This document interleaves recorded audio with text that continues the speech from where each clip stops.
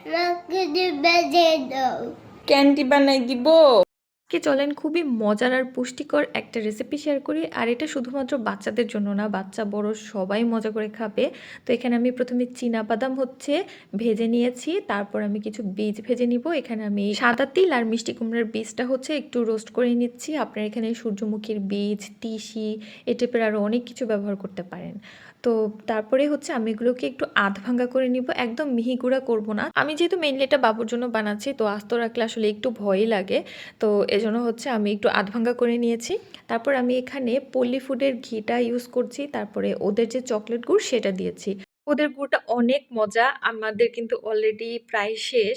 যাই হোক, তারপরে এখানে আমি এগুলো সব কিছু ভালো করে একসাথে মিশিয়ে নিচ্ছি। আর তিলটা কিন্তু আমি একদম গুঁড়া করিনি, তিলটা একটু আস্ত রেখেছিলাম দেখতে সুন্দর লাগবে এই জন্য। এখানে আমি একটা ভুল করছি, সেটা হচ্ছে এখানে গুড়ের পরিমাণটা আরেকটু বাড়িয়ে দিলে তাহলে এটার মানে বাইন্ডিংটা খুব ভালো হতো, না হয় একটু পানি অ্যাড করলেও বাইন্ডিং ভালো হতো। তো আমি যেহেতু গুড়টা একটু কম পরিমাণে ব্যবহার করছি, যার কারণে এটার বাইন্ডিংটা খুব একটা ভালো হয়নি। তো সব কিছু ভালো করে মিশিয়ে নিয়ে আমি একটা মোল্ডের মধ্যে নিয়ে তারপরে হচ্ছে এরকম একটু সেট হওয়ার জন্য রেখে দিয়েছি। ঠান্ডা হলেই সেট হয়ে যাবে আর কি। তো আপনারা গুড়ের পরিমাণটা একটু বাড়িয়ে দিলে কিন্তু এটার খুব সুন্দর হচ্ছে বাইন্ডিংটা চলে আসবে। আর এটা খেতে কিন্তু অনেক মজা, বাইরে চকলেট না দিয়ে বাচ্চাদেরকে এইভাবে খুব কম সময়ে বানিয়ে দিতে পারেন।